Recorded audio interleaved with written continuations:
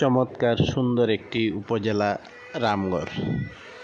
যদিও এখানে তেমন একটি শিশু পার্ক ছিল না, ছিল শুধু একটি মাত্র ওভারব্রিজ বা হাঁটার পার্ক। শিশুদের জন্য আলাদাভাবে পার্ক ছিল না, তাই আবার নতুন করে গড়ে উঠেছে একটি সুন্দর নান্দনিক শিশু পার্ক, রামগড় শিশু পার্ক। রামগড়ের এই অংশটা খুব সুন্দর, একটা ব্রিজকে সাজিয়ে রাখা হয়েছে।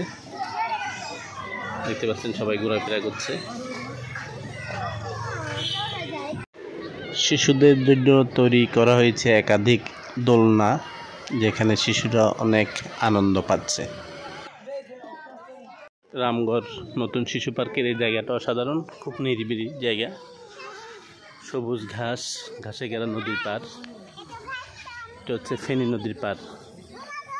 এখানে খুব সুন্দর কয়েকটা গাছ আছে, অনেকগুলো সেগুন গাছ, এটা বেলপাতা বেল গাছ, আরেকটা বড় বেল গাছ। অসাধারণ একটা পরিবেশ।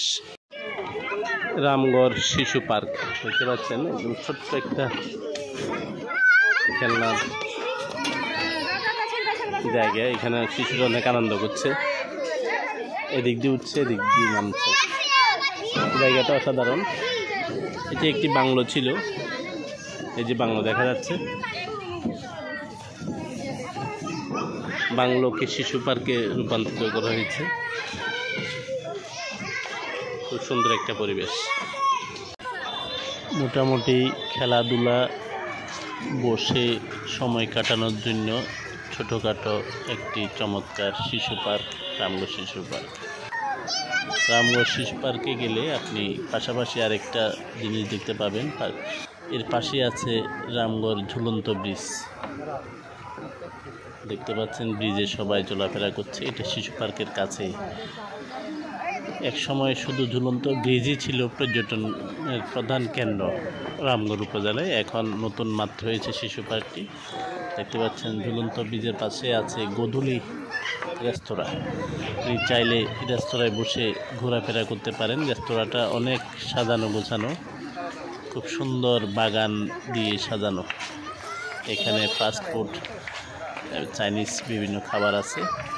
এখানে বসে খুব ভালোভাবে খেতে পারেন, পাশাপাশি ভালো একটা সময় কাটবে। বিকেলে সারাদিন ঘোরাফেরা করে সন্ধ্যার সময় গোধূলি রেস্তোরাঁয় অবশ্যই বসে খাবেন। ঝুলন্ত ব্রিজ এবং শিশু পার্ক এটি রামগড় উপজেলার মধ্যেই। জাস্ট আপনি রামগড় বাজার থেকে ঠিক পূর্ব দিকে একটু হেঁটে গেলেই দেখতে পাবেন